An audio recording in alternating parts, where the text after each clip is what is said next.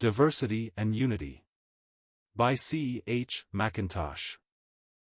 It is at once interesting and instructive to mark the varied lines of truth presented in the New Testament, all finding their common center in that blessed one who is the truth.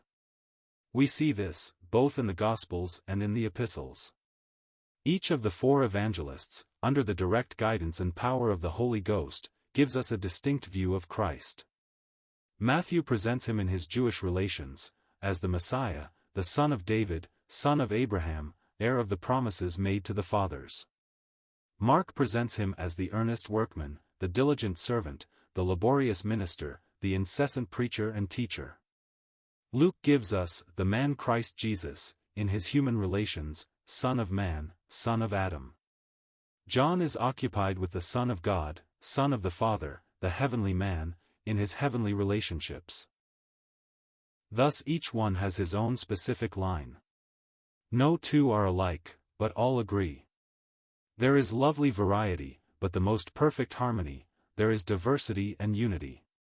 Matthew does not interfere with Mark, nor Mark with Luke, nor Luke with John. There is no collision, because each moves in his own proper orbit, and all revolve round the one grand center. Nor could we do without any one of the four. There would be a serious blank if one were missing, and it is the Holy Spirit's purpose and joy to set forth every ray of the moral glory of the Son of God. Each gospel fulfills his own service, under the guiding hand of the Holy Ghost. So also is it in the epistles. Paul's line of things is as distinct from Peter's, as Peter's is from John's, or John's from James. No two are alike, but all agree. There is no collision, because, like the four evangelists, each moves in his own appointed orbit, and all revolve round the one common center. The orbit is distinct, but the center is one. Paul gives us the great truth of man's relation with God, on the ground of accomplished redemption, together with the counsels of God as to Israel and the Church. Peter gives us the Christian pilgrimage and God's government of the world. James insists upon practical righteousness. John opens up the grand theme of eternal life, first with the Father, then manifested in the Son, communicated to us, and finally displayed in the glorious future. Now, it would be the very height of folly on our part to institute any invidious comparison between those varied lines of truth, or the beloved and honored instruments by whom those lines are presented to us. How silly it would be to set up Matthew against Mark, Mark against Luke, Luke against John, or John against all the rest. How puerile it would be for anyone to say, I go in for Paul's line of things, only. James seems below the mark. Peter and John the first do not appreciate. Paul is the man for me. His ministry suits me. All this we should, at once, denounce as sinful folly, not to be tolerated for a moment. The varied lines of truth all converge upon one glorious and blessed center. The varied instruments are all employed by one and the selfsame inspiring Spirit, for the one grand object of presenting the varied moral glories of Christ. We want them all. We could no more afford to do without Matthew or Mark than we could do without Luke or John, and it is no part of our business to undervalue Peter or James, because they do not give such a lofty or comprehensive range of truth as Paul or John. Each is needful in his place. Each has his work to do, his appointed line of things to attend to, and we should be doing serious damage to our own souls, as well as marring the integrity of divine revelation, if we were to confine ourselves to any one particular line of truth, or attach ourselves exclusively to any one particular instrument or vessel. The early Corinthians fell into this grave error, and thus called forth a sharp rebuke from the blessed Apostle Paul. Some were of Paul, some of Apollos, some of Cephas, some of Christ. All were wrong, and those who said they were of Christ were quite as wrong as any of the others. They were carnal, and walked as men. It was a grievous folly to be puffed up for one against another, inasmuch as they were all Christ's servants, and all belonged to the whole church. Nor is it otherwise now in the Church of God. There are varied kinds of workmen, and varied lines of truth, and it is our happy privilege, not to say our holy duty, to recognize and rejoice in them all. To be puffed up for one against another, is to be carnal and walk as men.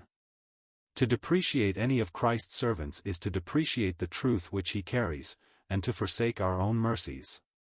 All things are yours, whether Paul, or Apollos, or Cephas, or the world, or life, or death, or things present, or things to come, all are yours, and ye are Christ's, and Christ is God's. This is the true and the divine way to look at the matter, and this, too, is the way to avoid sects, parties, cliques and coteries in the Church of God. There is one body, one head, one Spirit, one divine and perfect revelation, the Holy Scriptures. There are many members, many gifts, many lines of truth, many distinct characters of ministry. We need them all, and therefore God has given them all. But, most surely, God has not given the various gifts and ministries for us to set one against another, but that we may humbly and thankfully avail ourselves of all, and profit by them according to his gracious purpose in giving them. If all were Paul's, where were the Peters? If all were Peters, where were the Johns? Nor this only, but what must be the effect of going in for any one particular line of truth, or character of ministry? What but to produce an imperfect Christian character? We are all sadly prone to one-sidedness, and nothing more ministers to this evil than an inordinate attachment to some one particular branch of truth, to the exclusion of other branches equally important. It is by the truth we are sanctified, by all, not by some truth. We should delight in every department of truth, and give a cordial welcome to each vessel or instrument which our God may be pleased to use in ministering his truth to our souls. To be puffed up for one against another is to be more occupied with the vessel than with the truth which the vessel contains, more occupied with man than with God, a grievous mistake. Who then is Paul, or who is Apollos, but ministers by whom ye believed, even as the Lord gave to every man? Here lies the grand principle.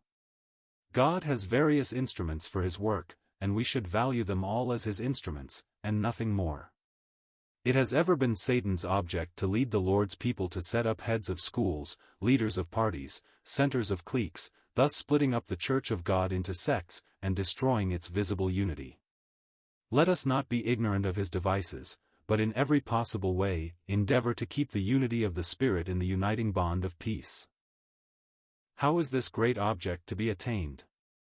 By keeping near the center, by abiding in Christ, by habitual occupation with himself, by drinking deeply into his Spirit, and walking in his footsteps, by lying at his feet, in true brokenness of spirit and humility of mind, by thorough consecration to his service, the furtherance of his cause, the promotion of his glory, the prosperity and blessing of every beloved member of his body.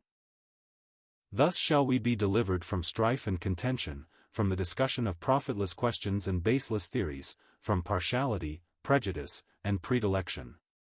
We shall be able to see and appreciate all the varied lines of truth converging upon the one divine center, the varied rays of light emanating from the one eternal source. We shall rejoice in the great fact that, in all the ways and works of God, in every department of nature and grace, in things on earth and things in heaven, in time and eternity, it is not a dull uniformity but a delightful variety. In a word, God's universal and eternal principle is diversity and unity.